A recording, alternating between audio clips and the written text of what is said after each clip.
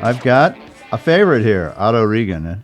I say you're a favorite, Otto, because you're in my house. And not you personally, but one of your sculptures is the entrance piece. And, I'm just going to, for those who don't know, Otto does what I would consider modern sculpture, or contemporary sculpture. Sure. He can describe it himself. But, I went into unexpectedly, I went to your studio to look at something completely different, that you were getting rid of some stuff. And I saw a sculpture and I go, oh my God, who is this genius?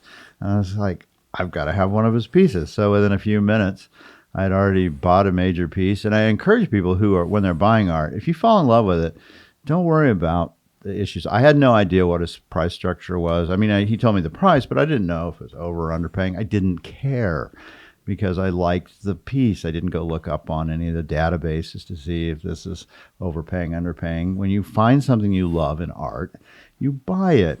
Otherwise, you're going to miss opportunity. To put a point to that story, you actually, if you think about this, we hadn't met before. Never. You're in there because of a Craigslist ad that your son saw. That's right. So it was pretty indirect. I mean, why would you expect indirect. anything? Yes. And nothing was on display. It was basically, I was dismantling the studio. So you just happened to come in at that time. So I liked your reaction, but good for both of us. Yeah. But that's art comes in unexpected places, I think, if you just open your mind to it. I mean, my son said, come over, Dad. I'm buying some furniture and some things you might find interesting as well. And he wanted some advice on the furniture. I said, sure, I'll come down. And it was not like just 2 blocks away. 40-minute drive. I went down and it was, but I had seen your sculpture somewhere and I had heard your name before, but I didn't know who you were, and I didn't know, but yeah, it was one of those guttural responses. There's no doubt about it. What's so ironic about this is I lived in Phoenix for 15 years. And I was pretty high profile while I was there. And then I moved away to Santa Fe and went to a few other places and came back. And in Tucson, more or less, I've been the lowest profile I've ever been. And as you would guess, stone being the medium that it is, you don't exactly take it out and you don't take it to the people. In a way, they have to come and trip over it. So, but in other words, I haven't been broadcasting the fact that I was here at all. So,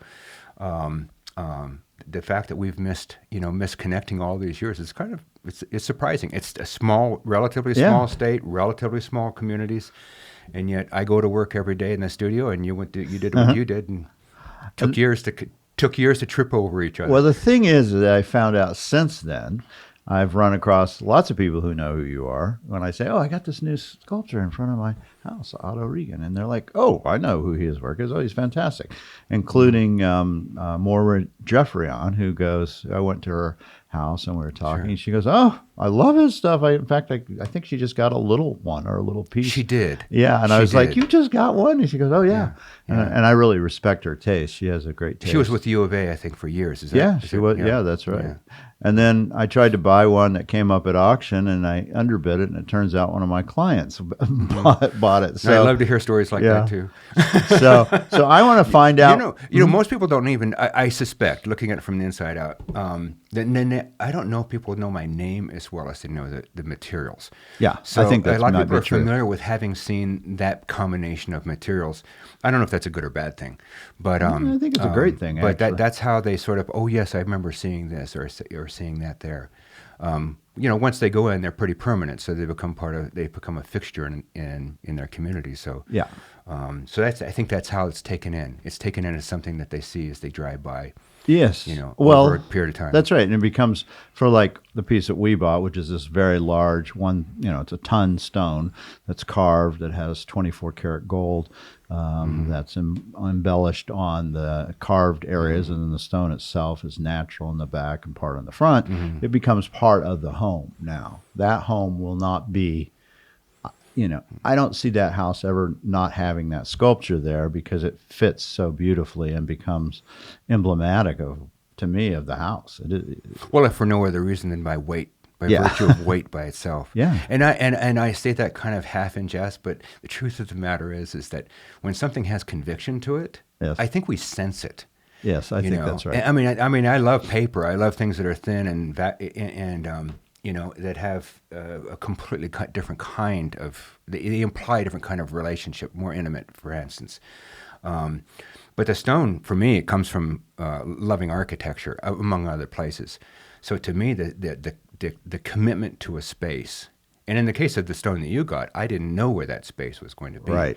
But I just knew wherever it's going to go, it has to be purposeful. It's not sort of incidental. Yeah. And that's sort of, it's like putting in a mature tree. Yes. Suddenly it really changes the place Completely. in some way. Well, and when we saw this piece out in your yard, it was, the carving had been done, but it hadn't had the gold on it. But I had seen gold things before. I actually saw a sculpture once in Santa Fe that had done gold. So I knew what it could look like. Visually in my head, I could see it. And then you had another piece that was in the back that had gold on it. And I was like, okay, I get it. I think that was the one that was crated up. Yeah, it was the one that was crated up. That one that you got, a fluted marker. Yeah. That was I had just, when I cut that, this is many years ago. I cut the stones in New Mexico. Yeah. At a quarry south of Albuquerque. Right, and you work with that quarry. I have since my mid-30s. Yeah. The year after they opened. Yeah. So it's just a wonderful. You can give a shout out to him. So I'm New Mexico Travertine. There you go. The Lardner family. Very good.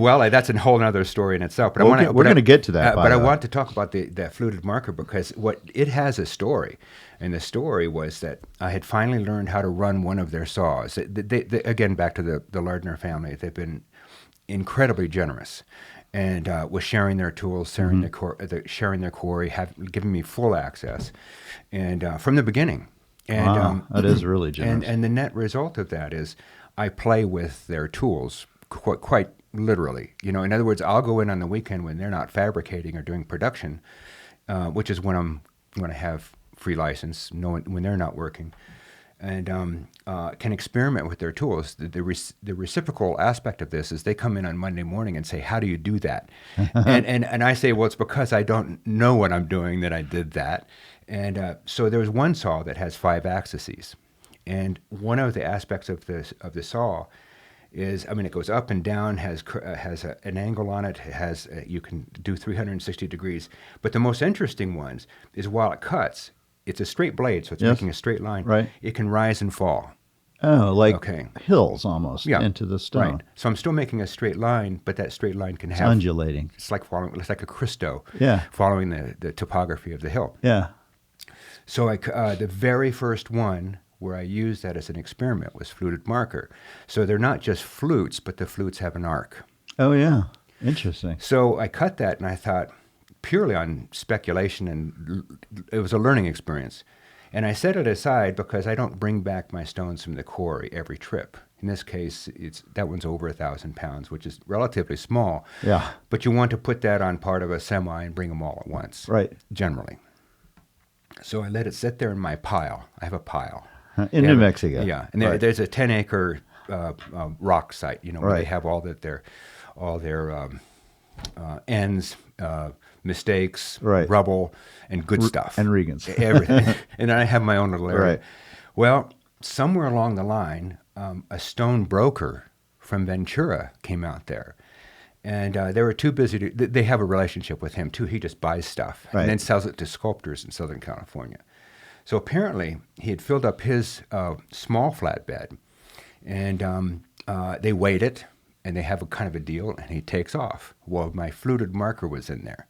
Ooh. And so he was pilfering my Sculptor without knowing it. Yeah. And he goes, now this is a really cool stone. A sculptor might do something with it. And which little did you know, done. a sculptor has already done something to it. Yeah. But it was laying down. This is what provoked the memory, was you said you saw it laying down. Right. So it's laying down, and he just, obviously was fascinated enough to buy it. Everything else was just scraps. And so we went to Ventura, and then I probably, within 6 months to a year, it wasn't immediate. I went to the quarry. I went back to my yard to sort of see my family. And sometimes I'll pick through them and then revive a piece and either keep cutting it, or when I have enough, I ship it back to Arizona.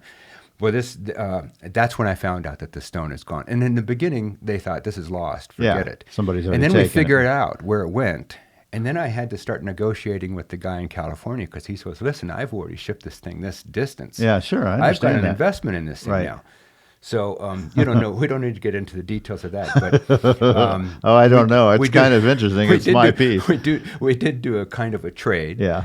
And the quarry had to work out some kind of a deal with him too. Right. But I still, nonetheless, I had to drive out to Ventura myself with my little flatbed trailer and retrieve it and then pull it back. And then it still laid for a while. I mean, I didn't finish gold leafing it until after you saw it. So it must have, I'm glad I didn't get to hear any of this story because it's fascinating. But, you know, when you sold that piece to me, you must have chuckled a little thinking of the story that it took to get from New Mexico to Ventura and back to you. And now it just stays in Tucson. Not as self-consciously as that, but indirectly, yes. I mean, because every piece has, after you schlep them for a while. Right. And these are heavy, and it's not easy to schlep these either. Yeah, if I hadn't gotten a forklift, I'd be dead. Yeah. Right now. But that's a relatively, the other one you said you saw at the studio that's already created. Yeah. That's 5,000 pounds. Yeah. And that, so yeah, the logistics of just picking up and moving them. And I've had the bad luck, you could say, of moving more often than I should as a sculptor. Yeah.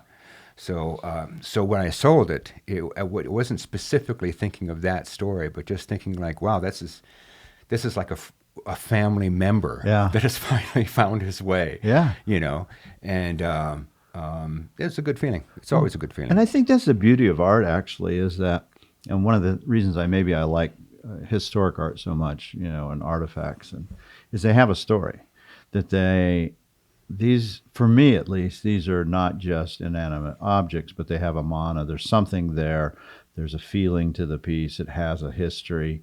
Other people have owned it often for long generations. My wedding ring is an old Navajo ring, which you can see that was worn for probably possibly two or three generations. Mm-hmm. And so I think you have to be open to those things. And if you are, then you get even something else. So that piece that I knew nothing about now has a much more interesting history to it. Well, and then, but you just pointed out an aspect that I think is pretty abstract, but I think is nonetheless an essential part of what I won't call it good art. I'll just say that things historic or not, even something that's freshly made. Yeah, like this. There is something to be said, from my point of view, to once you actually have your hands in it, once you've touched it a lot, you know, just rubbing the gold, for instance, on that, I swear it makes a difference. If I had a machine, I can't even imagine how you would mechanically apply the gold leaf. But let's just say you could, and I never had to touch the stone ever. I know it would have had a different feeling. Oh yeah, for sure. Then we actually struggled with it wasn't a terrible struggle, except for going and picking it up in Ventura. Right. But I mean, that just took time. But that's, you know, I'm not talking about that. I'm talking about the times when you're actually working it. Yeah. And so it can be tonnage. It can be tonnage and have a different feel. Yes. Depending on how much you put into it, there is an exchange. And so that's an abstraction I don't think you can measure.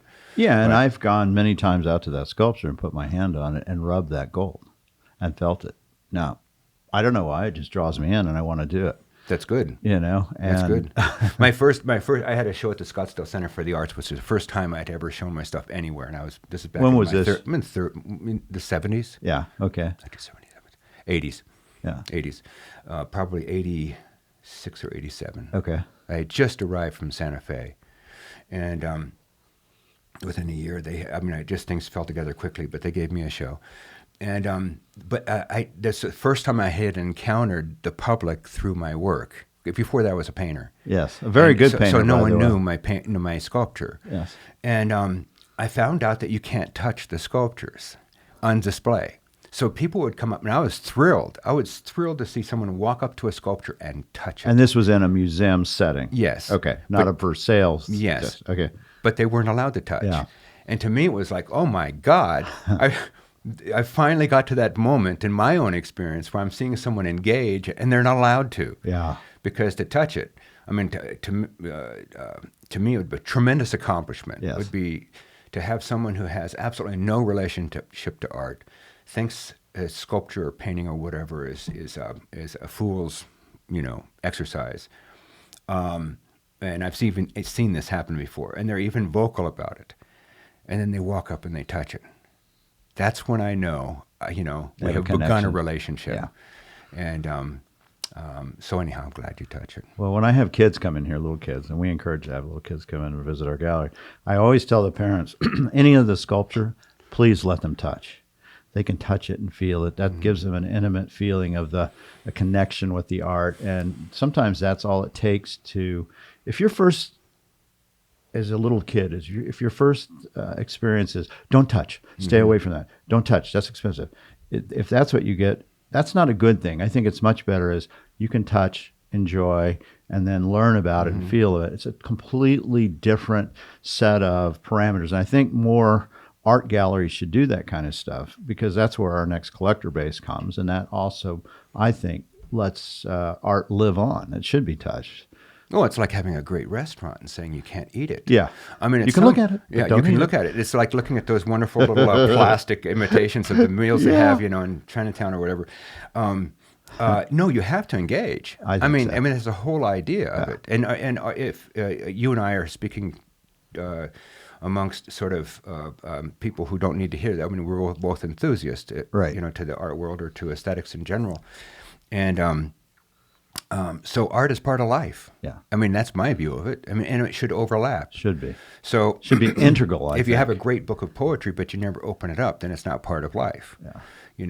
And the same thing with sculpture or anything else. So yeah, to not actually, I don't know what message a person is sending by saying don't touch it, but I take your point. It somehow doesn't have the desired effect in the long term. Yeah, it's a bad thing. Now, I want to know, so we kind of jumped into this and went head on full bore, but I want to know a little more about how you got where you got.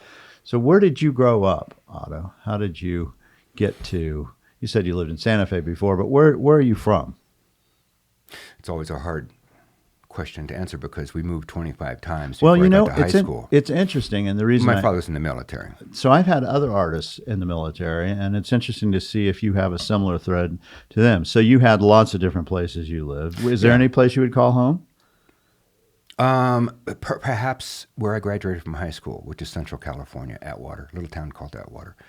But I was born in the Mojave Desert, Edwards Air Force Base, where the dry lake bed is. The village that was there was called Muroc, that preceded the base. That village was taken, it was cleaned out, it was cleared out to extend the test areas. Right. Anyone who saw the movie The Right Stuff. Yes, I did. That's where that all took place. It's a great movie, actually. Was never able to go back to my birthplace. But before I was even one, we moved to 2 states. Of course, I don't have exact direct memory of any of this, but we moved somewhere up in the upper Midwest for like 3 months, and then down to Roswell, New Mexico, where we spent 7 years. Right. That was the longest we were anywhere. And so that was pretty much home. Yeah. And incidentally, so flat, open lines. Yeah, no trees. The Texas of New Mexico. Having grown up close to that, I know exactly what it. And do you think that early, formative years, you were in Roswell from when to when? Oh, from age, then from 1 to 6. Yeah. Do you think those open lines affected you in your sculpture at all? Well, I can say with an absolute certainty that open space in general is part of me now. Whether it came from there or where I was born or all the places, many of the places that I've lived, I would say absolutely. Yeah. But more than that, I mean, there's a culture in New Mexico, even in that part of New Mexico, which is, again, almost Texas more than northern New Mexico. It's an interesting state in the way that it's sort of divided up into cultures and politics and everything, lifestyle. But in that area, my next door neighbor happened to be a anthropologist. I'm trying to find the right word. He wasn't working for anyone, so he was a contractor. No, he was just he was educated as a anthropologist. He had a career in something else. I don't remember what it was. And so he would go out and as not an amateur, but a professional amateur. Yes. And do site readings from old Anasazi sites. And document it, send it all to University of New Mexico. What's it called in Albuquerque? UNM? Yeah, UNM. And he'd take me along. Now, that was really formative. And then I'll tell you one little story. Just one story. This is crystal clear. It was actually north of Roswell, where he went out one weekend. I was with him. Again, I don't remember how these things even came to pass, but there I was, and I had done this a few times with them. This is the first time. And it's brushlands just immediately north of Roswell. Mm-hmm. Pretty much where the extraterrestrials had crashed. Yeah, okay. And we're very actually Right. that is where the ranch is. It was that general area. Right. And but that's another story. Many stories on that one. But so we're standing out there, and it's all sage, and he and I, and immediately he goes to work. So it was a site that he had already known, and he talked about how he looks for mounds. That's right. And so forth. And so he was just busy working, and I'm standing like just a Dutz with my hands in my pockets, a kid, and I'm looking around and I'm going, this is what the heck, Yeah.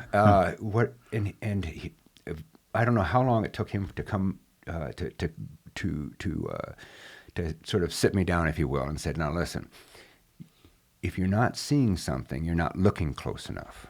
That's probably when he told me about the mounds and Right. the ways that he looked. And he said, but I'll never forget that if you don't see it, you're not looking close enough. Yeah. So it was almost as if that was orchestrated by, like he had choreographed this, because I went down onto my knees, and right between my knees was a bird head. Uh-huh. Well, not a bird head, Right. but an arrowhead. Yeah. There was a bird head. Yeah. So it was translucent obsidian. And it was the finest little thing you've ever seen in your life. And it was like, oh my God. So then, then all of a sudden. They're everywhere. I could hardly walk, Yeah. because it was like, but that was transformative, I think. And that what experience. happened to that little bird head? Do you know where it went? I kept it for years and years and years in a small coin purse. Yeah. And when I was about 16 or 17, I was trying to impress a girlfriend, and so I took it over to her house. And somehow, on my bicycle, I lost it. I didn't give it to her, but I just lost it. So that's it. So someone else now Now has it's to- part of lore. I was yeah. going to say, and now someone else has to look Perhaps. to see. They'd have to open up a little coin purse to My find dad, who grew up in rural Arkansas, they would plow the fields, and he would do the same thing. And he kept his little bird head that he found when he was a kid for his entire life. And I still have that one. And he would always, of all the things, you could always pull it out and go, this was the very first one I found. And, he was probably the same age as you were. So those things can have meaning, just like touching bronzes at your 6 or 7 can have meaning. So can finding things that are unexpected in life and have meaning that take on. So you do this. So you're 7, you're in Roswell, and then where do you... Your dad, is he a pilot or is he in the Air Force? Yeah, he's in the Air Force. Yeah. He was an engineer at that time, flight engineer, and then he became a navigator. We moved to Northern California, and Paradise, our former house, just burned down. Wow. And so we went to Paradise, which was a great experience. I liked it there. There wasn't a base nearby. He commuted 100 miles to a base near Sacramento. Wow. And then we went back to Roswell for a year, and then... Gosh, there was Fort Worth was in there somewhere. These are all there's a lot of 3-month stints. That's really short. Yeah, and I think they call it TDYs. Yeah. I forgot what they Yeah, call that's it, right. referred to them. But and in late in life, my dad's still alive. He's 97 now. Right. And he admitted to me just in the last few years that he was volunteering for every single opportunity he had. So it wasn't like he was being put upon. It's like he liked the adventure.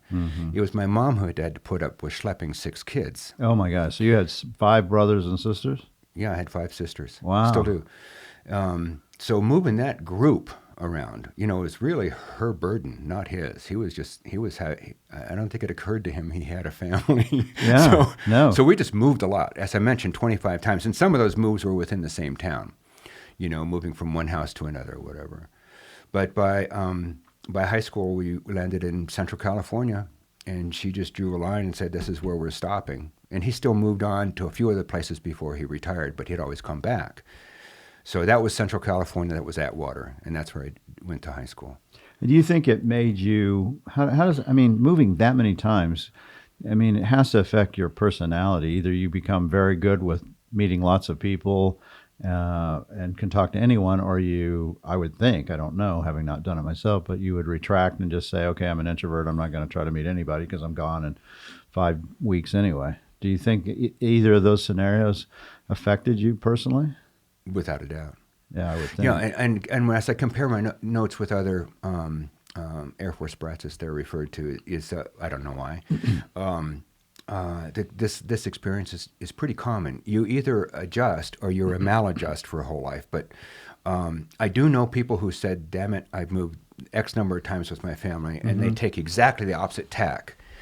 But I find you're hardwired to move or to basically seek out some kind of new experience. So, for instance, of my 4 best friends from high school, 2 of them were from the area and 2 of them weren't, myself and one other. And he and I have both lived in numerous other places, almost always in the Southwest, though, interesting. And I would, gosh, I hate to say this because it casts a value judgment on the way people live, but I would say more interesting lives. In other words, we've kind of kept it moving. In my case, I would say not voluntarily all the time. Some of these are by default moves, but I'm good at it. I don't like Doesn't it. bother you so much then to move? It doesn't? No. It all started with the first time we went from Roswell. I don't want to get into minutiae here. That's not very interesting. But Well, I think it has pertinence to where your life goes up. It could. Yeah. I mean, I think it does. Yeah. When and it definitely reared its head later, and I'll talk about that when I went to Europe. But what was I going to say about this? So when you moved to Roswell. When we went to Roswell, from Roswell to Paradise, it was a horrific year for me, and that's because I left my best friends. And I actually, looking back, I think I had my nature at that point in time was to hunker down with people who I knew really well, and cling to that. You know, that was my world. But then, who can say this for sure? Because you're a kid. But I mean, for instance, I didn't talk till I was 3.5. So I was happy being quiet. I was happy being in a small group. You know, my sisters would create chaos, and I'd be in the corner working with clay and, that kind of thing.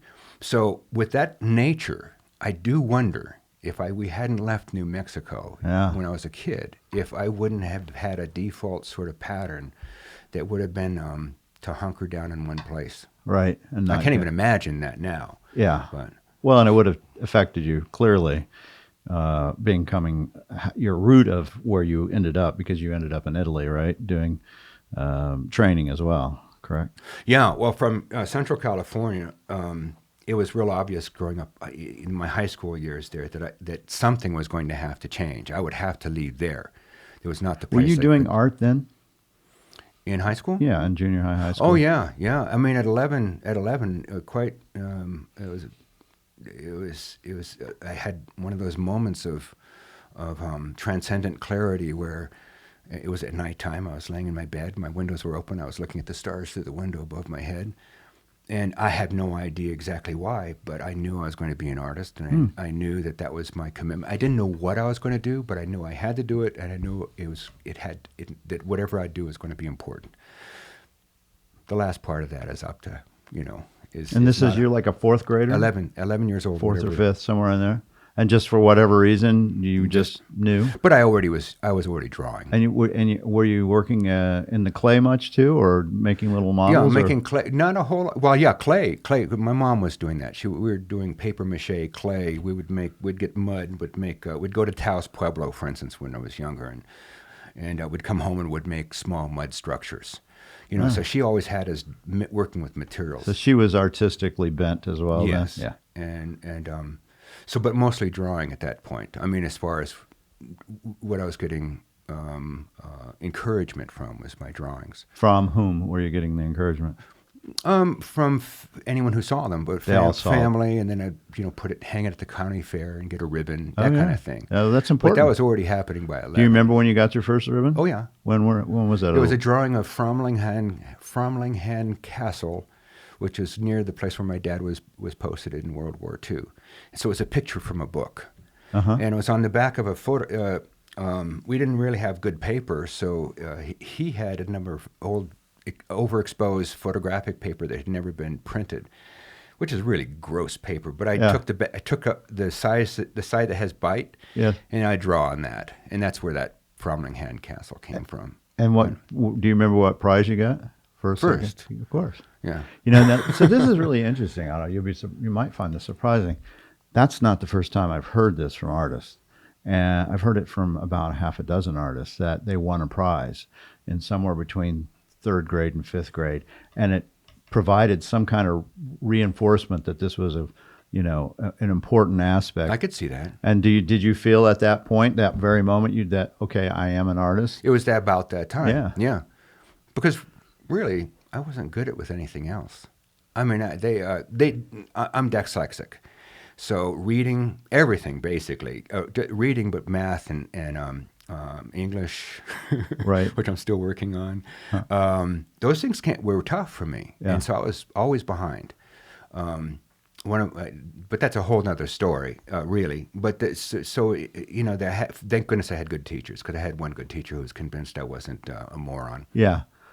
But they saw the other part of you. Yeah. The things you excelled at. Right.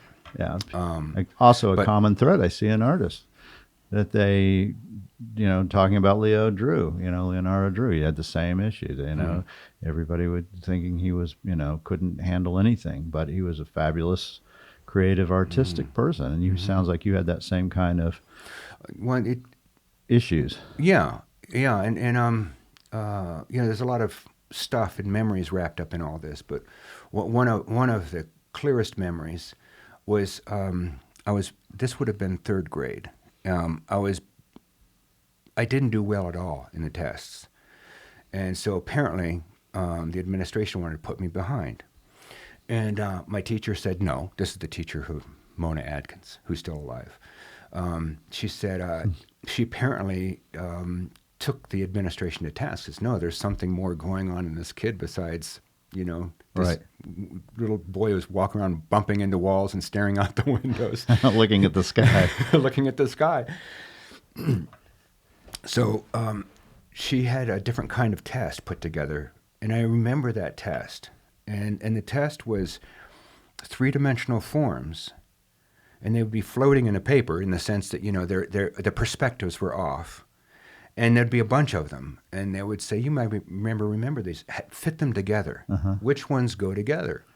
And I excelled. And I remember they retested me 2 or 3 times. And the last time, I remember them retesting me. They had these papers. I was sitting at a table. All I remember were pant legs. So there were a group of people, men, with their pants. And I remember them all staring at me as I was putting these things together. So that got me through third grade.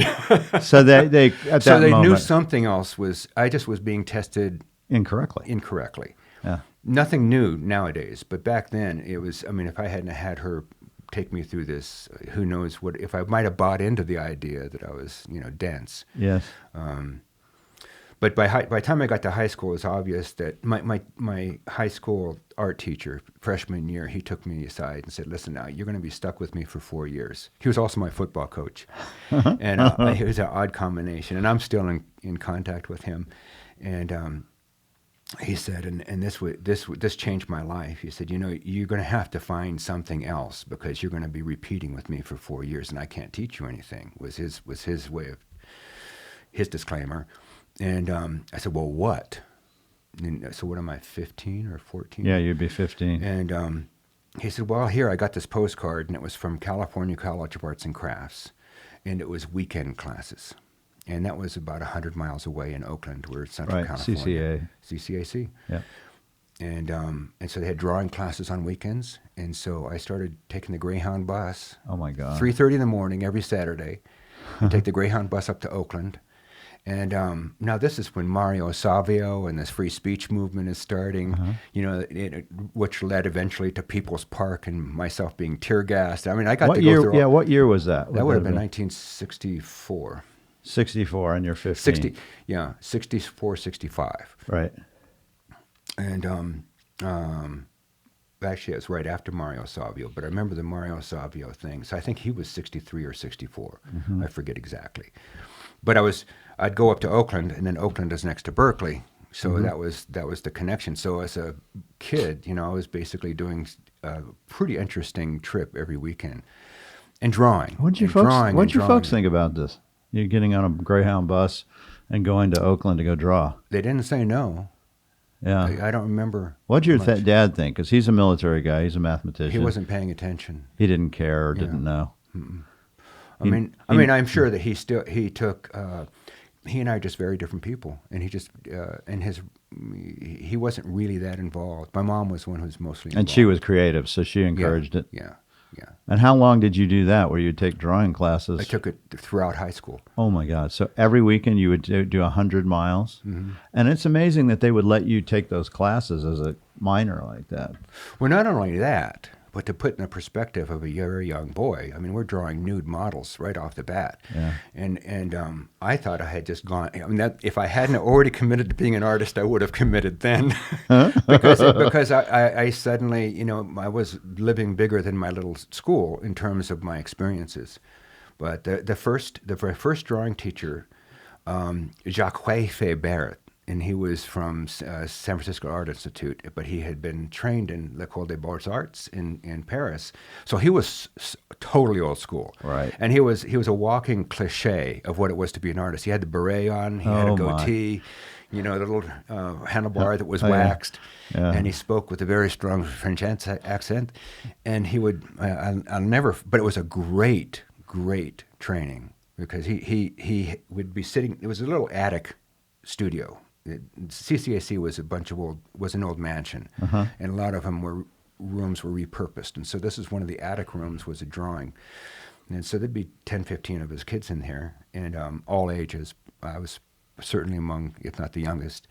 And day one, we pulled out the paper, and he wouldn't explain himself. He says, "Just do what I do." There was certainly no figure or anything, not that soon. And he put a mark on the top of his paper, and so we would put a mark on the top of our paper. And he was very dramatic. And then he would find another piece of chalk with a different color, and then put a mark on the bottom. And so we don't know where we're going. And then he drew a line between, then put a point in the middle, and then a point halfway up above that. Before you know that, we have the proportions of a human figure.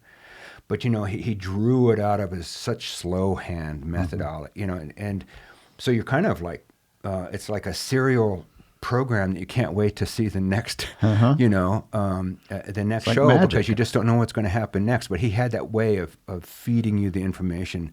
So we would spend a whole weekend on just the eye and a whole weekend on the nose and that kind of thing. And eventually we're drawing the full figure. And then I only had him for 1 year. And the other years I had a guy named Richard Gayton, who was very different, but excellent draftsman. But by the end of it, of course, I was going up there and spending the whole weekends.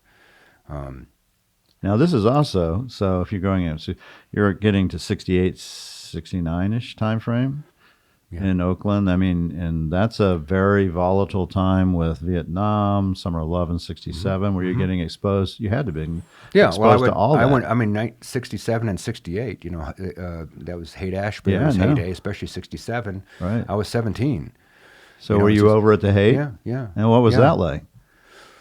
You know, I found it very entertaining, but the thing was, I was never a very good hippie, because I didn't like hanging out with nothing to do. You know, and there was a lot of hanging out. I looked like a hippie. And you had long hair? I had long hair. Was and it all that. like down to your middle of your back? No. Your dad probably wouldn't have put up with that, even if he might not have been involved. He wouldn't have liked that. I had to wait till I was done with high school, too, before it really started growing down. This mustache started growing the day after I graduated from high school. I've never cut it since. But the hair, so no, I was part of that. But I was definitely drawn into the political side of it, though, because my draft number in 1968 was 22. Oh my God! So you're toast. Yeah, I was toast. Unless I could maintain my only safeguard was going to school full time. So as long as I maintained 16 units, I'd have a student deferment. But as soon as I would stop doing that, I was in. It was automatic. So there was no doubt you were going to art school. There was no doubt I was going to go to some school. Yeah, any school. Yeah, any school. I could only afford, I had to self-pay, you know, the tuition. So I could afford going to CCAC, which is where I wanted to go. But only if I raised enough money, so I could go there for one semester at a time, and then I'd go to a state school, which was California. California State. They've changed the name now. It's Stanislaus State College, which is now Cal State Stanislaus. That's near my hometown. So I'd do the state school, and then I'd get up enough money for the tuition at the art school. Because it was more expensive. Yeah. And how would you? Of course, more expensive now. Looking back, was nothing. Yeah. But even then, it was critical, because if you didn't make the cut and get into school, then you were off to Vietnam. And so, how did you make the money? How did you get the money to during those times? Were you working, or would you? I did everything. I mean, I did everything from paint signs and run printing presses to the earlier summers. You name it, from junior high on, field work. Swamping peaches. There was one where I collected trays of apricots and then sulfured them and put them in fields to become your dried, apricots. And does that affect you? Trading. Those things that you did, and the way you do sculpture. I see a sculpture kind of sensibility dealing with round objects, and I don't know. I don't know. I'm not objective enough, I guess, to see that one. Because you did that for a whole summer. Those things? Or more. All the summers through high school. Yeah, because that's really a hard job. And that's those summers, though. That's a really hard job. They're really hard jobs. And, it's interesting. My generation, all my peers did that. Yeah, no, I did it too. All of us white boys, which and I make that point emphatically. My nephews and their children, none of them have worked in the fields. There's a complete separation of the relationship of my culture and working in the fields. I think it ended with my generation, at least in my area. Unless you're in a rural area, and where I grew up in Portales, I'm sure the kids are out doing cotton and hay and all the other stuff that goes along with being a farmer's kid. Yeah. Well, it was pretty cool back then, too. We had, what did they call them? They were the Braceros, the Bracero program. I don't know what that is. Yeah, that was basically... I don't know when that came to an end, but it was a program where what we would call illegal Mexican farmers or laborers would be organized in such a way so they would get some kind of a license, some kind of, and they'd be brought over, and they would have little encampments. Yes. And so when I would go to work doing anything, picking grapes, there was also, picking peaches, much less swamping peaches. Knocking almonds was another one. I was always working with one or two braceros. But it was so unlike now. It was like, well, no, I shouldn't say it's unlike. It's a different kind of separation. But we would meet in the middle and work together, and then they would go to an encampment, and I would go to my quasi-suburban home. So it was very different cultures. Right. Making your money to go to college so you don't have to go to Vietnam. Yeah. Yeah, and so then during the school day, even through high school, I ran a printing press. This one older woman taught me how to to do lettering, brushwork lettering. So those old fashioned sort of publicity boards for theaters and for, that kind of thing where they have a little star in the corner. I learned how to do all that, and so that got me by all the way probably into my early 20s. Whenever I needed cash, I'd go out and do a sign. So it's anyhow that's. And so you go to college for 4 years, 5 years? It was 4 or 5-ish. It was very. Yeah, because that's 71, 72, right? Yeah, I was in some ways a victim of a few different circumstances. One of them was that I had to keep my units up in order to stay out of being drafted. Right. And I was a pacifist. There was no way I was going to go. I wasn't just trying to get out of the work. I mean, I killed a rabbit one time, and I still feel guilty. Yeah. If I had killed a human being, I'd just be a basket case. And what was your dad's feeling on this? He didn't really pay attention. He didn't go, "You got to go, kid," or he didn't say, "Don't go." He just said he didn't. He was just. I don't even think he knew what college I was in. Oh wow. Okay. Yeah. I mean, we have a relationship. No, I understand. don't want to make it sound terrible, but at the same time, it's a revelation now to look back and realize, oh my God, I was doing this on my own. I don't remember there being a single discussion about any of these things. So 71 would have been about the time you were supposed to graduate. Well, yeah. 68 was fall of 68. I started college. Yes. So basically, I got 2 years in of 1 year at if I were to just accumulate the units, I had 2 years from CCAC, not counting all the summer classes. This is in college. 1 year at Cal State University, Stanislaus. And then I got about another half a year in on top of that, of just units. Mm-hmm. And also I was sitting in on classes when I was at CCAC. I would sit in on classes in Berkeley, but those were the School of Architecture. I hung out in the School of Architecture, where I was kind of tempted to sort of go that direction. And then I managed to get a 4F I was hitchhiking one day between Berkeley and Oakland, and a woman picked me up, and I was no doubt a young woman, and I was no doubt complaining about the pressures of feeling like I had to go to Vietnam, and that it really affected me. Sure, it affected everybody in that generation. And she says, well, my father is a psychiatrist, and he works at Stanford, and he's sympathetic. He's Russian. Remember that era, being Russian had its own sort of yeah, well, it's 63. Yeah, well, 63. The Cold War was still full on. Yeah, very full on.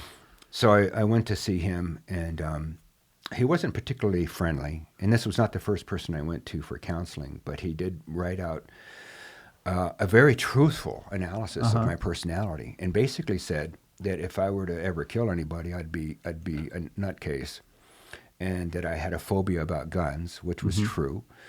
And I volunteered in order to go to get to have the draft board assess this. Right. That they ended up, I think illegally asking from me to give up my student deferment. Ooh. In other words, you have to make yourself vulnerable to whatever they say. Right. So I did.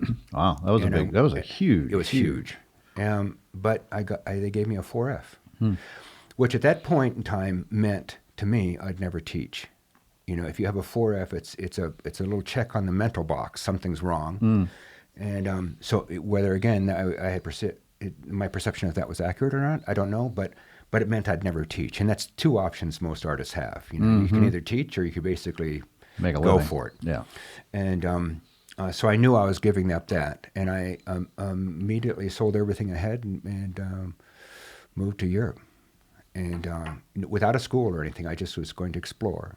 And I got very, very sick after about 6, 7, 8 months. I think it was closing in on a year. So I came back, and why I came back, that's a whole other subject. But I'm not. But while I was back, I went to San Francisco to the consulate, Italian consulate. Showed them my portfolio. I did all this through an appointment and said I'd really like to go to the L'Accademia di Belle Arti in Florence. Is there a possibility I could do that? And they gave me a full scholarship. Now, which meant everything in the world to me. What I realize now, well, actually I realized in short order once I got there, a full scholarship to a state school was about a $12 deal. I could have just walked in the front door and gave them $12 in lira, and I would have been in. But in the meanwhile, I guess I had to have that sort of formality to it. But I was pretty excited, and so I went back and spent a year at the Accademia di Belle Arti, and then from there, I had a girlfriend who wouldn't come over, so she said she'd come to I'm skipping over a lot of details. She said, "I'll come over only if you go to an English-speaking country." So I got a job in London in the theater, and then as soon as I got that through contacts. She came over, and that didn't last long. She went back. And what was the theater? What were you doing at the theater? I was working backstage at Her Majesty's Theater on Haymarket, right, just right off of Piccadilly, just south of Piccadilly, between there and Trafalgar Square. Right. And I was working backstage, so I was doing not set design, but set repair. And then I'd be the one on the ropes, raising the curtains and lowering the curtains. Did you enjoy that? It was really interesting, sure. Yeah, I would think so. Yeah. And you're young. You're like 23. Yeah. Lauren Bacall was the actress. It was applause.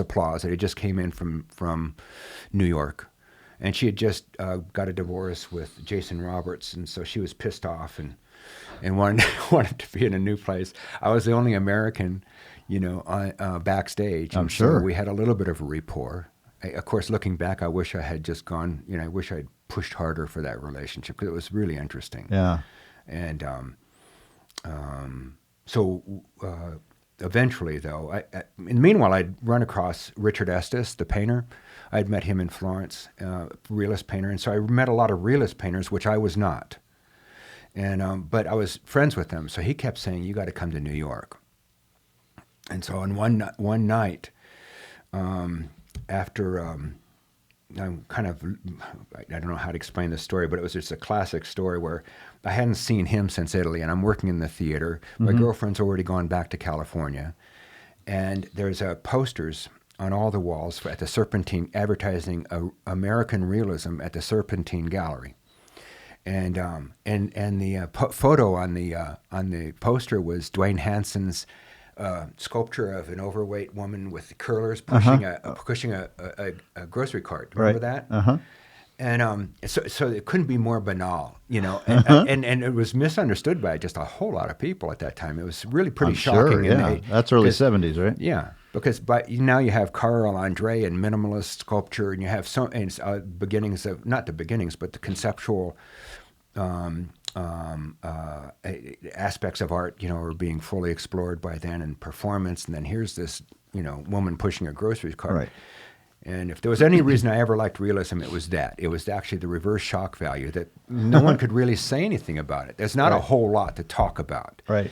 And but Richard Estes was part of that group. And here's this show coming, and I remember explaining to some friends. They were both backstage. Well, one was a dancer, and I don't remember what the other one did. We were talking about realism, and because they were saying, "What is this stuff?" And this is the truth. This is one of those remarkable things that happen in life. And these remarkable things happen when they happen. You know you're on a trail. You know it's going somewhere with this. So I'm talking to them. It was after our Saturday night show. It was so we had two shows on Saturday, and this Bentley, just right off of Piccadilly Circus, and this Bentley passes up, stops, a little side street. All the doors open up, and this one guy gets out with dark sunglasses on. I kind of recognized him, and then out the other door was Richard Estes. I said, "Richard," you know, it's like, what the heck? Yeah, what are you doing? And the other guy was Alan Stone. Oh yeah, the dealer in New York City. Yeah. And so he said, "Well, I'm going to go gambling. You guys want to come along?" So the three of us were going to go up to this casino, and they wouldn't let us in because we didn't have jackets. So Stone was on his own, and he and Estes and I reconnected. And he said, "You just got to go to New York. You know, you have to go there." And at that time, you pretty much did have to go there. So I eventually took a ship from Italy, Genova, to New York City, and I started trying to set up there. And did you use that Stone connection to try to find a gallerist to show your work? I didn't feel like I had enough work. Yeah, there wasn't there yet. You were still in the exploration phase. Yeah, and I felt like I kind of had to just land my work. I had a lot of skills, but I really hadn't made them mine. Not really. And I think that's pretty important for anyone to do. Super important. And I knew I wasn't at that place. Here's what I learned about New York, because I tried living there twice. And this gets back to your original question about Roswell and about open space, is I could not stand not seeing a horizon line. Yeah, it really bothers me too. Seriously bothers me. And I mean, it came down to that. I remember thinking, why is it that I don't feel... Right. It's like I never knew what north, south, east, and know. west was. I know that feeling. Yeah. And where's the sun? You can't even see the sun sometimes. You can't figure out which between is east, 10 west, and north. 2. You know, it's right. between the buildings. So I knew at that point I was a Westerner. Yeah. So the second time I came back, I stayed. And I thought, if I'm going to be here, I have to do something constructive. And not just constructive, but something that would reflect my bias for the West Coast, to rationalize it perhaps.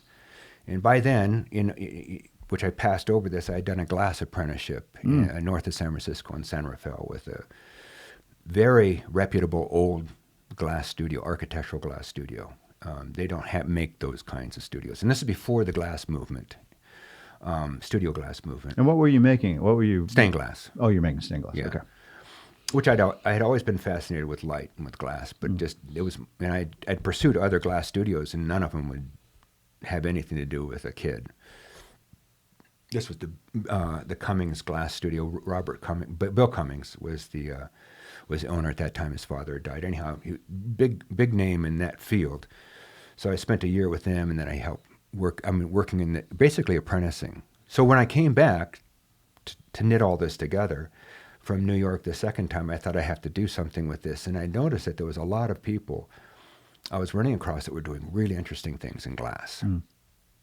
So that led to my writing a book about contemporary glass on the West Coast called New Glass. And about 24 artists. That took 2 years. So by the time I was 25, that was published. 25 going That into has to be 26. daunting too, because you're a kid with dyslexic issues and English issues, and now you're writing books and publishing them. That's right. It really was a. Well, I assumed all along that I'd have to publish it myself because I thought nobody would look at me as, they wouldn't even answer my calls. I just had assumed that. But I'd done so much homework, and this field was brand new. In fact, my calling that book New Glass is now what that movement is called. Oh, that's interesting. Even though that book was pretty sophomoric, it was nonetheless the first. And when I tried to get to the point of publishing it myself, and realized that distribution was something I just could not get a handle on distribution. So I talked to an art agent, writer's agent in Los Angeles, who said, you've got a lot of material here. I'd already put it together. I had mock-ups of the book. I had, I really pretty much had the book done, and I knew who the marketplace was. I'd done all that research ahead of time. Why and how, I was just making my way. I assumed I'd have to do everything myself. She said, go to a handful, go to 10 publishers on the West Coast. This was her advice. If 2 of them show any interest at all, go to New York. And why 2? Why the formula? I don't know. Well, I went to 2, not 10, and both of them wanted it. And so I said, heck with going back to these. I'm going to publish it here and now. Right. So after I signed my contract with the first publisher, San Francisco Book Company, in partnership with Stein and Day, that was the East Coast partners. I said, why? To get back to your question, why did you publish? Why me? Right. And I don't even know how to punctuate, which is true. I mean, I'm really bad at this stuff. And he did this remarkable sort of speech where he talked about how important ideas were. And so he opens up these curtains that separated him and the main editing room, where there was a half a dozen people in there working. And he said, see everybody out there? They've all got English degrees, advanced English degrees from Ivy League schools. No ideas. But no ideas. He said, if you bring in something, we'll punctuate it. Yeah. You bring us idea. In fact, what he said is, if you bring it in written in Crayola, if it's we can make it a book. Yeah. But without that idea. And that was probably the biggest, best piece of advice I had heard, not just because of books, but because of anything. Yeah. There's a value to those kids. Are you kids out there somewhere, who are looking out a window and who basically don't fit? Right.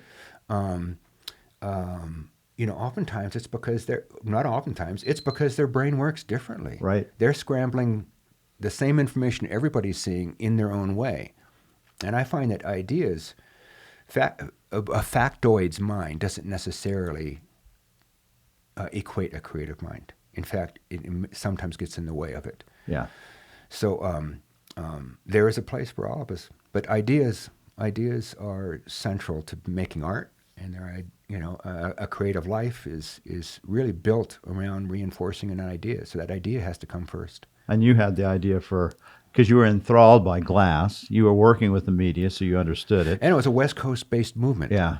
Which at that point was important to me. It's a kind of a political statement. It's like, I don't have to go to New York, damn it. Right. There's stuff happening here, too. Right. And this was San Francisco that you were located? I was located in San Francisco. I finished writing the book while I was in San Francisco itself. The apprenticeship was in Marin County in San Rafael. But the artists were from Vancouver to Los Angeles. And so you do this, and it's well received, I take it, the book? Yeah, it was. And did you at that point go, maybe this is what I really need to be doing, is doing books? I thought the books would support my art. I see. So I'm now in my mid-20s, and I figured, okay, this is how I'm going to do it, because I'm not going to teach in a college. And so I ended up writing, McGraw-Hill gave me a 2-book contract right out of that. And I did the second book was a very large book. It wasn't about art. It was about visionary architects, I guess. It was called 6 Visions. Dealt with people who were not just imagining an alternative future, but building it. Solari, for instance, would be one of those 6. Right. Yeah. He would definitely fit in that group. Yeah, he was. And I has had 2 city equivalents, to village equivalents, and 2 home or single housing kind of alternatives.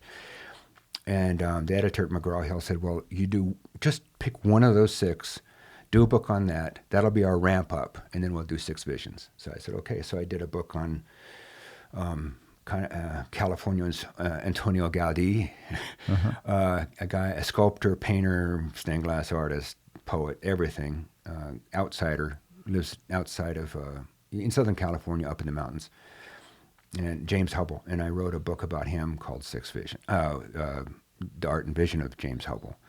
And then McGraw-Hill dropped the other book. They wouldn't drop the contract, but they dropped the other book because their general book division was eliminated. They hadn't, and they didn't ever distribute that book that I did on From the Earth Up.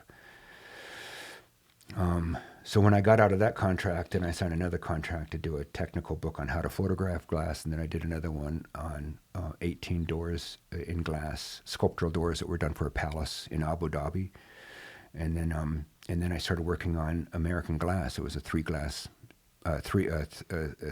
book, the American Studio Glass Movement. It's a studio glass, glass as sculpture, and glass in architecture. And by then I was 30. And I realized that I wasn't making any money writing books. And it was probably taking away from your art time, all my time right? was going into it. Yeah. And I was getting hypertension, and I quit cold turkey and moved to Santa Fe. Yeah, that was a big... Now, what year was that? Early 80s? Yeah, 81. So it was popping there then, though. That was really happening. Yeah. And were you doing your art, was it realist art at this point? Well, or was it art? I'm a figurative painter. Yeah, I've seen your paintings. They're fantastic. Thank you. I can paint. No, I know you and can. I can I've render. seen it. But again, I was trying to find a way. I was developed. So then I was full on just doing painting, and what I was trying to do was, of course, find my language. I was trying to reconcile a few things. My training, which was extremely academic, I was trying to reconcile that with an appreciation for the more impulsive and direct way of painting, and I couldn't reconcile those two. I mean, I tried, and you've never seen those paintings. And while I was doing that, is where Sculptor happened. I was only there maybe 3 or 4 years, and just Sculptor started happening. You just started making. And what kind of things were your first that you were making? Well, you know what? Well, they were very, very simple. They were architectural. I came into this more through my appreciation of glass in terms of it being a vehicle for light, merged with my appreciation for architecture, which has always been there. Not to the degree that I was serious about painting, but I always am attracted to, have been and still am attracted to architecture. And one day, while swimming laps in Santa Fe in a public pool, I began to see the black streak. Mm-hmm. This is the moment where the sculpture actually that people know me for happened. I'm so nearsighted without my glasses, I'd be bumping into the sides of so I follow this black tile streak at the to keep you in your lane. Keep you in your lane, absolutely. And because of the typical blue-green plaster work, the grout lines between each piece of tile was blue-green. Well, I know that float glass or typical window glass, the iron oxide contact makes it blue-green. And so as I was just swimming, I thought, this is a column. In my mind, it was a granite column, and instead of mortar seams, it was glass seams. Oh, yeah. Wow. And I thought, wow, so all that weight, and at the same time lifted by light, I thought that would work. That actually would work. Glass under compression, as long as it's not a point load. If it's a flat load, it can take what stone can take. Uh-huh. And so the first sculptures were discarded fire bricks from a group of ceramicists who had studios in the same. It was on Upper Canyon Road in Santa Fe. What it was called the New School at that time. I don't know. I'm pretty sure it's still there. It was an old school, but they call it the New School, and it was all art studios at that point. Bill Shepard, remember him? I know Bill Shepard. Yeah, he had a studio there. Yeah. Joel Green, I don't know that person. who still makes beautiful paintings of it. Its own, Anyhow, it was a group of artists. It was pretty interesting. I was there with Mame Kratz, who was my partner in marriage at that time, who's a painter and a sculptor. And So I started collecting these old fire bricks, and they were discarded. And I would went down to the local framing shop. Which one was it? It was in the old train rail yard area, but I forgot the name of it. Anyhow, I got scrap glass from them. Mm-hmm. And of course, I'm totally adept at cutting glass by having worked in stained glass. And so I'd take the glass and I layered it literally. I just stacked bricks on top of the glass. And it'd be like fine panes of glass that were leveled, layered. Just to prove out what I was thinking of. Right. Of course, the medium had shifted slightly. These are not granite. This is found materials. And it worked. So I built a wall doing the same thing. And I thought, that works. So I started hunting for forms. And started hunting for stone, which I had no idea how to work in those materials. None. And so I searched a few quarries. I was hunting for quarries where I could buy the stuff, and quarries wouldn't work with me. I was just too little. You know? You would be. And then that led to, I started scratching my head, how do I move forward? Meanwhile, I'm making things out of wood and glass, but they're all like small, thin columns or geometrics that I'm sort of assembling, like star-like shapes and things. Mm-hmm. Very geometric, but still using the same principle of compressing glass into something solid. And so one day I walked into where I got my hair cut downtown Santa Fe, and the woman who ran the place used to be a sculptor, and her, I think she was trained in Texas. Anyhow, the reception desk was this slab of marble that had to have been 4 inches thick with a rough edge to it, which they now call live edges in wood. And I thought, where the heck did you get that? Because clearly it wasn't an off-the-shelf piece of stone. And she goes, well, there's a quarry here in New Mexico, and of travertine, and in Belen. And I said, no, where's Belen? So anyhow, she said, just go down there. So I did. I went down there. And the first time I went there, the owner of the quarry, he took me aside, says, what are you trying to do? And I said, well, because I was just soaking it all up. And he gave me little pieces of stone. He just gave them to me. And he said, you can cut this with this regular tile saw. So that I cut those up and glued glass into them. And that worked. And so then it was just a matter of finding a commission to pay for some real work and some real time, with their saws. Yeah, and where'd you find that commission? Phoenix. So did you go to a gallerist and say, okay, or you did it yourself? Yeah, it was a friend of a friend. Yeah. And Mame and I at that point had said, you know what, we love Santa Fe, but we're not taking off. Our work was too contemporary for the town. Yeah. Or our connections weren't right. Especially in the early 80s. Yeah. Although we did have the advice of Julia Sassy, who you had here not too long ago. Yeah, talking she was on to the her. podcast. She's still our friend. Yeah. Was our friend back then, too.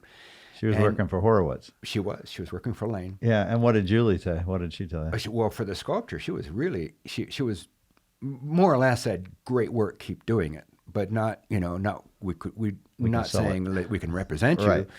I turned to Mame one time and said, you have to be careful about invocations, things that you say. Like I'm going to be an artist. Right. It's stuck. Yeah. I have been an artist my whole life now. But I turned to Mame and I said, you know what? We need support. I will go anywhere where we have support. Just because I'm tired of fighting, I'm fighting to live instead of fighting to make my art. And we got a friend of a friend contacted us, says, you make Sculptor. She's from Phoenix, Scottsdale. And she said, well, my father really needs a sculptor for his house. And we moved to Phoenix. Yeah, one mentor, one person, one job. He happened to be the guy who invented STP. He had no idea what art was. Right. But nonetheless, he led to my first commission, which led to my first show at the Scottsdale Center. And then I had, at least a couple dozen offers for representation. So it just happened really fast. Yeah. And the best gallery I got right off the bat was back in Santa Fe. The Sena Galleries, Sena West, it was called. And I remember Charlotte Jackson was managing it at that time. And in 24 months, she sold 22 sculptures. And then the day she left, I stopped selling sculptures. Yeah. I sold 2 a year. Yeah, because she believed in your work. Yeah, so it wasn't the work, it was how it was, the fact that the right person was putting it out there. But my career was launched. Yeah. Yeah. And so you did that, and so you're with Charlotte Jackson and Cine Gallery. And then once they quit selling your work, what did you do? Well, I had a couple more shows with them, and meanwhile, I'm doing a lot of public work, and I'm doing in Phoenix, sort of self-representing, because I thought in my hometown I should probably self-represent, since I had a great gallery out of town where I couldn't as well represent myself.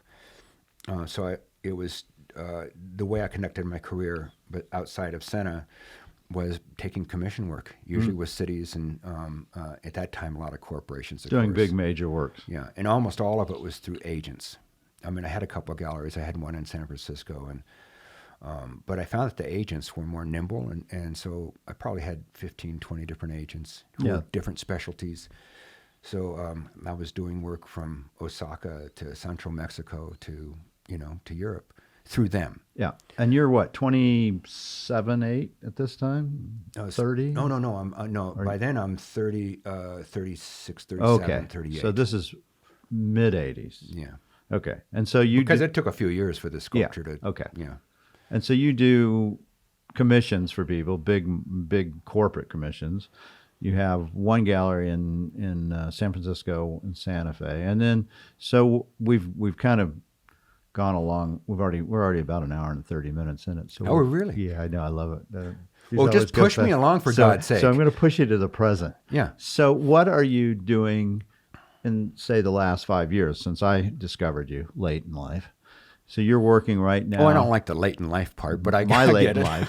My late in life. Mine too. Not yours. But you're working at a university right now, right? Near Sacramento. Mm-hmm. Tell us what you're doing. Well, I'll tell you what happened. I mean, life always intercedes, no matter what your career is. And I had some tough years after leaving Santa Fe, which had to do with just not MAME, but a follow-up marriage, which was pretty horrific.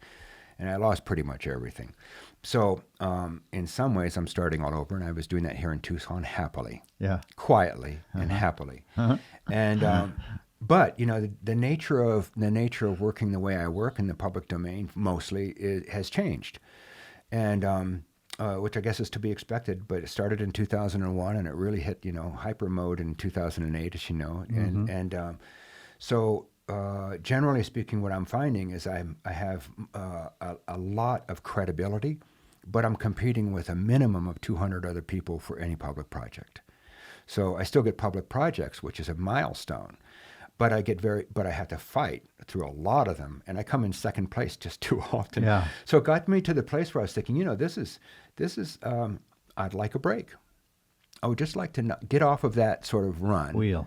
And sort of remake the package. Like, okay, something has to change. All the indicators were there.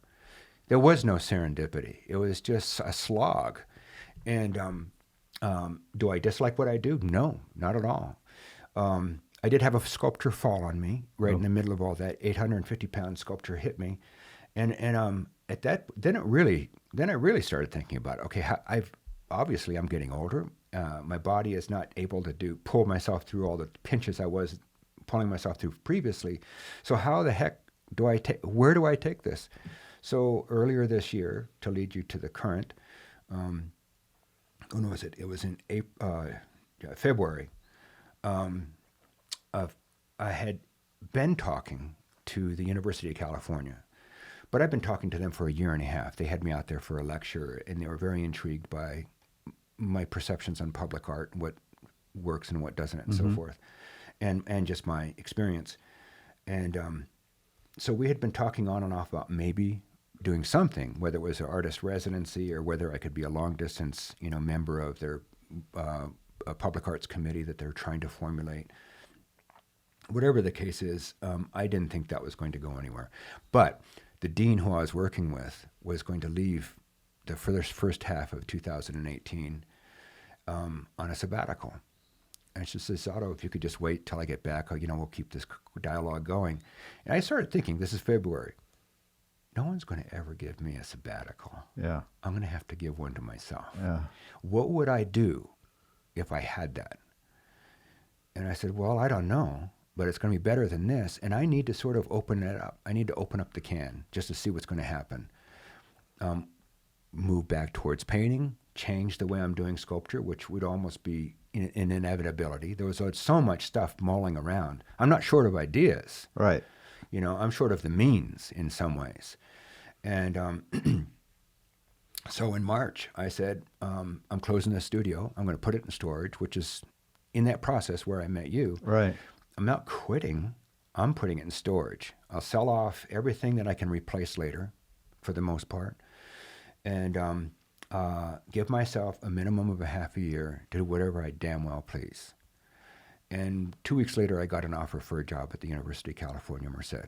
Yeah. And what they wanted me to do was come out for the school year, which is what I'm in the middle of this now. And it's UC's most recent campus. There's 10 campuses. This is the 10th.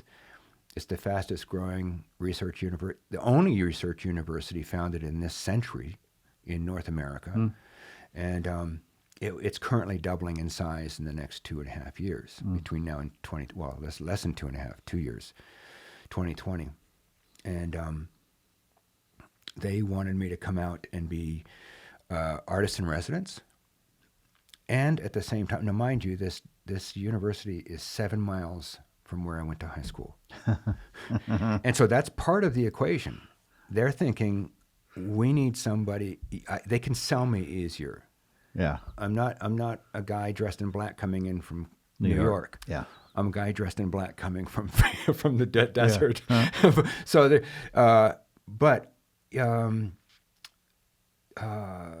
and they wanted me to be the consultant to put together the public art program. Now, I thought it was a matter of just putting together a percent program, and I've been part of this Phoenix Arts Commission. I was in its founding years, and I was in Scottsdale Cultural Council, and I was there at the founding of the SMOCA. And in fact, it sort of brought the, it was critical in bringing the first donor to the school. I mean, to the museum. And so all that sort of played into what I might be able to do for the university. So they had me come out there and start putting together the program. The program is vastly different than what I thought it was going to be. It's a vastly different school than I thought it would be. And in the meanwhile, on a parallel course, I run a little studio and I'm doing whatever I damn well want to do. You're making art. Yeah. Yeah, you're making art. And you're getting a paycheck so you can make art and not have to go pick peaches or apricots. And I've never had that in my life. This is the first time at this point in life I actually, and I can, so it's radically different right now. And where it leads, I'm not really sure, but I will say it's incredibly positive. What I'm doing in the studio is allowing myself to go places I've never gone before, and it's falling more into the realm of ideas really than sculpture per se. Mm-hmm. It has more to do with the designing of spaces. And so, and then on the consulting side, this art program has become, this school really needs, they have no collections program. They don't even know what pieces they have in their collection because there's never been an organized system put together to sort of keep track of what they have. There's no fixed sort of plan as to how to run a residency or how to be most effective with residencies. They are taking their gallery from a very, very small space into a much more public space without any guidance. Oh, yeah. Wow. Oof. And so all that's happening at once is suddenly a public art program has really become, a public art master plan has become an arts program, a public arts program for the university. There is no art department, for instance. So it's the natural place for these things to somehow come out of it or emerge from. That's not happening. Yeah. So I've become kind of this creator of a hub for all things arts, at the That's a UC big title. Yeah. That encompasses a hell of a lot of stuff. It does. And it's a big program. Yeah. Are they going to be able to let you go? That's the problem. Are we going to get you back making sculpture here in Tucson? Well, they're trying to find ways to keep me now. Yeah, I would think. Yeah. Yeah, that's hard to find somebody. And then I've been teaching a little bit too, and I found that I really enjoy it, although I wouldn't want to be faculty. No. So all of it has really given me, The 4F didn't dissuade them from having you as a No, teacher. apparently not. No one's asked yet, though. Yeah. They haven't asked. Oh, now it's out in the world. Out there. Oh, boy. The imagery that's coming together through the residency is are all in a way, all of them are based on being there. So it has a lot to do with the specific environment I find myself in, which is absolutely beautiful in so many ways and unique to itself, its own language. So the projects are all related to that place, but they're not really for that place. They're just basically get hypothetical ideas. But the meditation is what would to myself is how do you explore a public space where you can both be introspective and at the same time be the opposite, be expressive. How can you look out and look in? How can you hear yourself and still hear others? So it's sort of, and how do you make a space? How do you make an architect? How do you inform? How do you make a space that services that? That is there for that to happen. And I probably have 8 to 10 ideas. I don't know how many will actually come out. I'd say 7 or 8 will actually, and there'll be an exhibit of just those models and drawings for that this coming April. Yeah, well, that sounds fascinating. So that'll give that sort of a culmination point, and then I'd have no idea what happens next. Well, I hopefully get some art from Medicine Man Gallery. Well, I am exploring both. I'm doing a small. I haven't started making them, but I've been designing them, and but taking these much larger forms and working more with boulders. I remember you saying something about that. Yeah, it sounds really exciting. And I partly that's in response to scale, because I don't have the kind of scale or tools I need for doing really large scale work there. Excuse me, currently. But I'm trying to find ways where I think maybe because of my age, in somewhat is something I can imagine myself wrestling with. So like a 5-ton sculpture in a wrestling match, they win. Yeah. But I'm picturing things that are more like, they're still heavy by most standards, but something that sort of has more of a human scale to it. Yes. Yeah. And can be intimate. Yes. And at the same time be of those materials. So. Well, I'm looking forward to seeing this. Well, you'll see them. Yeah, I know. Well, I have this funny feeling 1 or 2 might end up in my house as well. Well, I think we've covered what the basics. It sounds like we could have probably used another hour, but yeah. Sorry, I digress so much. Yeah, no. But I think anybody's story is that way. It's stitched together. Course. Yeah. Even starting out at a relatively early age, knowing kind of what you're going to do, which actually is a real blessing. Yes. Nonetheless, my God, the side trips and the cul-de-sacs and the overlapping circumstances. And look where you are now. You're still not exactly sure where that next road is. And I really like that. And you really like it, yeah. Yeah. So I think falling into a place. I remember when I was first with when Charlotte Jackson brought me into Senna Gallery. She actually sat me down because she was getting. Within the first month, we had a full page in Art in America, which is one of the reasons I went with her. Is I wanted exposure at that point. And she just got a tremendous response. And so she turned around and said, "Are you in this the long run or the short run?" And I said, "Well, the long run." And she goes, "Okay, well, we're going to conduct this entirely, in a way that's in keeping with that." And I remember at that time thinking, I could probably make the same damn sculpture for a long time. Yeah. But that's not what so immediately I started, I got to do something. I was trying to find other ways to sort of not do that sculpture over and over again. Well, now in a much larger and more meaningful sense, I don't think that what I did is irrelevant. I just think it's really important to freshen it up, to sort of to make it, if it was answering questions in the late 80s or mid 80s, it's got to answer questions now that are more, relevant to now. Mm-hmm. And those are different. They're different. Yep. Same person, same idea. I think really the best artists that I know are always searching for that next inspiration. And clearly you are, which does not surprise me in the least. Well, it's a sad thing to think it's not there, because I don't know what gets you up in the morning, but I know something does. Yeah. And this podcast, actually. And there's a big difference between people who have that and don't have that. Yeah, no, that's true. And I want that. I want to keep having that. And I think the only way to do is to scramble it. Now, this might be moving around as a kid. I don't know. Yeah. But, Well, we're going to watch and we're going to see. All right. Otto Rigan. Thank you so much, my friend, and thank you for your sculpture for my house.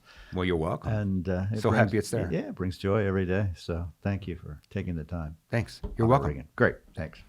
The Art Dealer Diaries are brought to you by Medicine Man Gallery, located for over 26 years in Tucson, Arizona, specializing in antique Native American art, early Western art, including the famed Maynard Dixon, as well as modern art.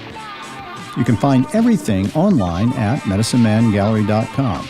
There's over 6,000 objects to select from. Also, the Charles Bloom Murder Mystery Series, written by yours truly, me, Mark Sublette. There's 6 books in this series, and they follow the protagonist Charles Bloom through all the intrigue of the art world set in Santa Fe and the Navajo Nation. These can be found on Audible, ebooks, Amazon, and of course, the gallery at medicinemangallery.com.